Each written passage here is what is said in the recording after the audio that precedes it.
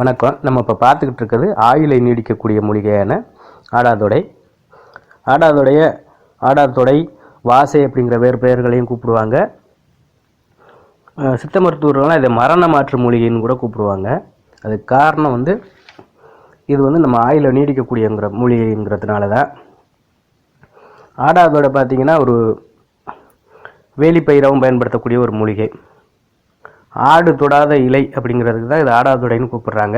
இது ஆடுகள் சாப்பிட்றதில்ல. கிராமப்புறங்கள்லாம் பார்த்திங்கன்னா மற்ற மூலிகை செடிலாம் வெள்ளாடுகளால் எல்லாமே சாப்பிடப்படும். இந்த ஆடாதொடையை வெள்ளாடுகளும் கூட கடிக்காது. அதனால் நம்ம வேலி பயிராகவும் வைக்கலாம். கிராமப்புறங்களில் இப்போவும் வேலி அமைக்கிறதுக்கு இந்த ஆடாதொடை, நீர்நொச்சி போன்ற தாவரங்களை இன்னும் பயன்படுத்திக்கிட்டு தான் இருக்காங்க. இந்த செடிகளெல்லாம் ஆடுகளும் திங்காது. கிளைகளை ஒடிச்சு வச்சாலே, அதாவது போத்து ஒடிச்சு வச்சாலே துளிர்த்துக்கிறோம். இதன் பூக்கள் வெள்ளை நிறத்தில் இருக்கும். ஆடாதொடை பூக்கள் இது விதைகள் மூலமாகவும் பரவும். இன்னொன்று கிளைகளை ஒடிச்சு வச்சாலே நம்ம புதிய கன்றுகளை உருவாக்க முடியும். இதில் இன்னொரு சிறப்பம்சம் என்னென்னா, அந்த ஆடாதொடை அதிக அளவில் ஆக்சிஜனை வெளியிடக்கூடிய ஒரு தாவரம். அதே மாதிரி கார்பன் டை ஆக்சைடு அதிகமாக உள்வாங்கக்கூடிய ஒரு தாவரமும் இந்த ஆடாதொடை தான். இந்த கருந்துளசி, ஆடாதொடை போன்ற தாவரங்கள்லாம் ஆக்சிஜனை அதிகமாக வெளியிடும். கார்பன் டை ஆக்சைடை அதிகமாக எடுத்துக்கக்கூடிய மூலிகைகள். இது பெரும்பாலும் எல்லாருமே வீட்டில் வச்சு வளர்க்கலாம்.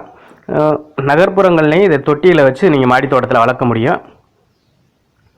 அப்படி இது பெரும்பாலும் பார்த்திங்கன்னா இலையும் விதை எல்லாமே மருத்துவ குணமுடையது தான். உங்களுக்கு இந்த செடியை அடிக்கடி கிடைக்காட்டியும் கூட நீங்கள் பார்க்குற இடங்களில் இலைகளை பறிச்சுட்டு நிழல் காய்ச்சலாக காய போட்டு பொடி பண்ணி வச்சுக்கிட்டு நீங்கள் தேவைப்படுறப்ப பயன்படுத்திக்கலாம். இந்த ஆடாதொடை பார்த்திங்கன்னா பெரும்பாலும் சளி, இருமல், தொண்டைக்கட்டு, ஆஸ்துமா போன்றவற்றுக்கு சிறந்த மருந்து. கிராமப்புறங்களில் சிறார்களை குளிப்பாட்டுறது போகிறது கூட பார்க்கலாம். இந்த ஆடாதொடை கொய்யா இலை, புளி இலை போட்டெல்லாம் வேக வச்சு குளிப்பாட்டுவாங்க. குழந்தைகளுக்கு இந்த சளி, இந்த மேல் வலி இதெல்லாம் இருக்கக்கூடாதுங்கிறதுக்காக. ஆடாதொடை நுரையீரலை பலப்படுத்தக்கூடிய ஒரு மூலிகை. இப்போ நுரையீரல் பார்த்திங்கன்னா ஆக்சிஜனை உள்ளிழுத்து கரியமில வாயு வெளியே விடக்கூடிய வேலையை செய்யுது. அந்த நுரையீரலில் உள்ள கசடுகள்லாம் நீக்கக்கூடிய வேலையை இந்த ஆடாதொடை செய்யும். ஆடாதொடை நம்ம பயன்படுத்த போகுது. அது மட்டும் இல்லை, உடலில் உள்ள புழு பூச்சிகளை அகற்றக்கூடியது இந்த ஆடாதொடை. கபத்தையும் வெளியேற்றும். ஆடாதொடை நீங்கள் கஷாயம் வச்சு பயன்படுத்தலாம். தீராத மார்பு சளி, மூச்சுத்திணறல், இருமல் போன்றவற்றையும் சரி செய்யக்கூடியது இந்த ஆடாதொடை.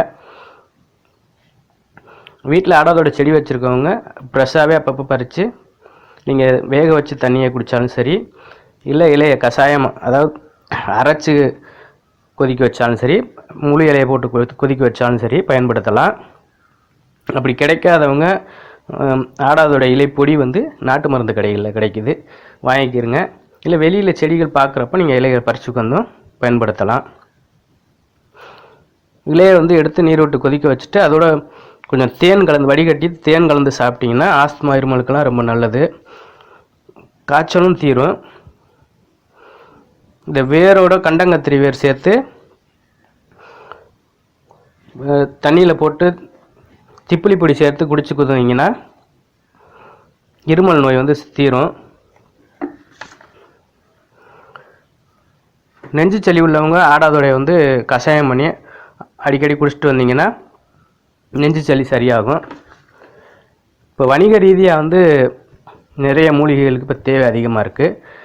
அந்த வகையில் இந்த ஆடாதொடையும் ஒன்று. ஒரு 2-3 வருஷம் முன்னாடி என்கிட்ட ஒருத்தர் தொடர்பு கொண்டு கேட்டார், இந்த ஆடாதொடையெல்லாம் அரேஞ்ச் பண்ணி தர முடியுமா நிறையான்ட்டு.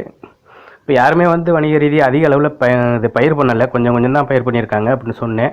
என்ன விலைக்கு எடுத்துக்கிடுவீங்க அப்படின்னு கேட்டப்போ, நெல் காய்ச்சலாக காய வச்சு கொடுத்தா அதில் 130 ரூபானாங்க. இது 3 வருஷத்துக்கு முன்னாடி உள்ள விலை இப்போ அதிகமாக தான் இருக்கும். அப்படி இல்லாட்டி மொத்தமாக கட்டுக்குத்தையாகவும் எடுத்துக்குவோம் அப்படின்னாங்க.